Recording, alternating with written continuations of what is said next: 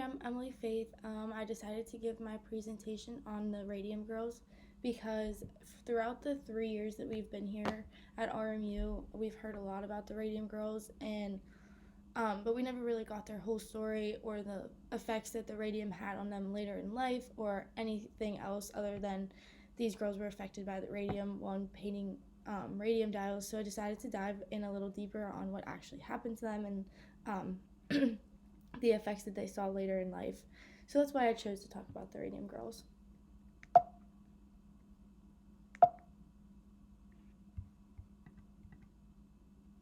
So where it began was 1917 in Orange County, or just Orange, New Jersey. It was the United States Radium Corporation, the USRC, and it was during World War I. So at the time, a lot of the men were fighting in the war, and the women wanted to help out, and they needed work, so they decided to join these corporations and help paint the radium dials. So radium was actually discovered by Marie Curie and Paul Curie in 1898. It was viewed as this wonderful and powerful element, a cure for cancer, a source of beauty and vitality. And obviously, as we know today, this wasn't true and has probably affected a lot more people than we think. But as you can see, there's a newspaper article that's radium and beauty. Radium was just always partnered with beauty and vitality at the time. So you could buy radium as radium water, radium face cream, radium toothpaste, radium brand creamery butter. And although these products didn't actually all contain the radium that we thought they did, it was still thought to give this healthful glow to these people, and they just really loved the thought of being beautiful and healthy, and radium helped them do that. So the radium dials, William J. Hammer was the one who mixed this radium with salt and glue and zinc sulfide and discovered it could glow in the dark. So he created this glow in the dark paint. And then the USRC took this glow in the dark paint and painted wristwatches in radium painted dials. And this was called like the Undark Project because these wristwatches and dials would glow in the dark. And their slogan was made possible by the magic of radium because, again, all of these people just thought radium was this great magical thing. So, as I stated before, the women were the ones recruited to paint the watch dials because a lot of the men were at war at the time. There was absolutely no safety precautions taken for these women, and they were even encouraged to lick their brushes to keep the tips pointed and prevent the paint from drying out. Obviously, we know today this would be terrible for us. But at the time, since there was no safety precautions, no radiation safety, they thought this was fine to be doing. So at the end of the day, a lot of the women would be glowing from the paint on their clothes and skin, but the company just assured the women that nothing was wrong. As you can see, there's one of the women in the corner who was a dial painter, and you can see the effects that it had on her later in life, and I'm sure she didn't live much longer than past that photo.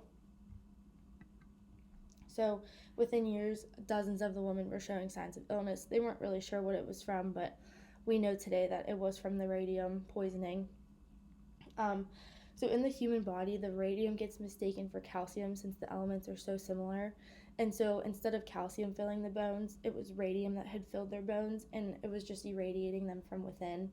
And by 1927, more than 50 of the women had already died from this poisoning. So this was what I thought was most interesting because we know that a lot of the women had died, but we don't really know the pain and suffering that they went through at this time. So whenever I read about this, I was just very shocked and taken aback about the lack of safety precautions and everything that these corporations did to these women. And then obviously this pain and suffering they went through. So a lot of their bones would just break, along with like their teeth falling out, their spines collapsing, their jawbones breaking, their hips locking in place, and their skin not healing.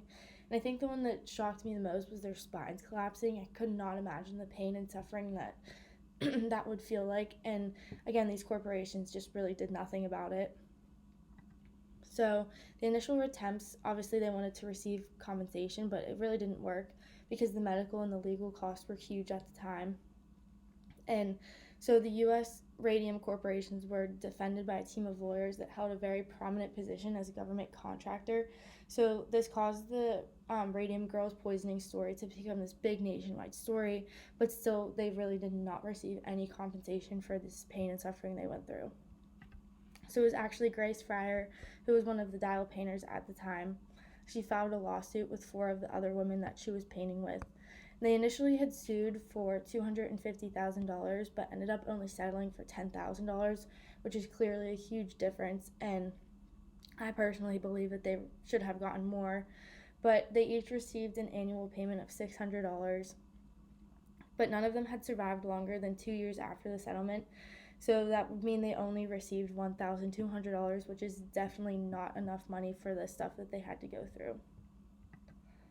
And although this was very disastrous for the women at the time, and obviously their friends and family and anyone else working in these for these corporations, it did lead the way to radiation safety precautions in later projects, such as the Manhattan Project, which was the production of the first nuclear weapons.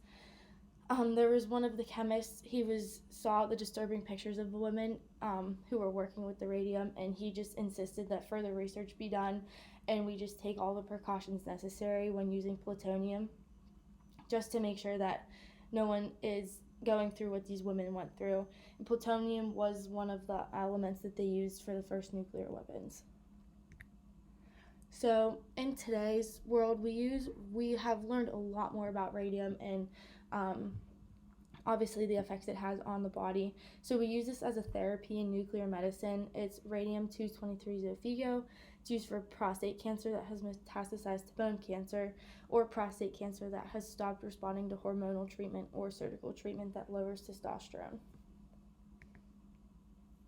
So the radium targets the bone cancer cells, and since it's similar to calcium, as I talked about before, the cancer cells take up the radium and gets irradiated from within the bone. So the radiation only travels a short distance, meaning the cancer cells will be damaged, but the healthy ones won't be damaged. And it's actually called radium-223 dichloride, but we just call it Xofigo. Has a half-life of 11.4 days.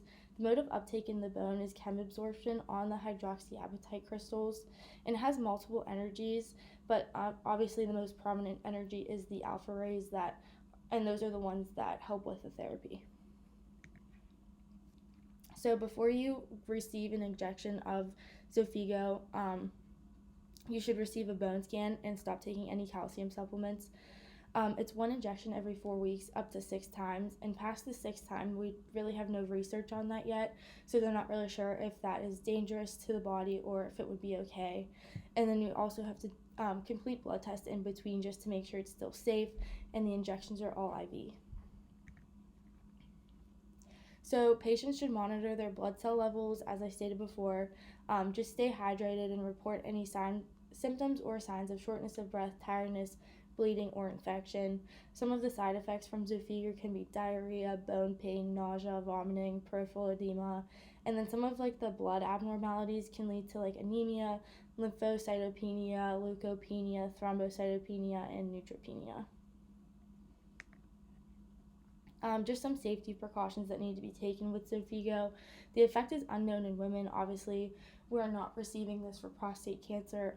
It can be harmful to unborn babies when it is given to women, since it does have those alpha rays.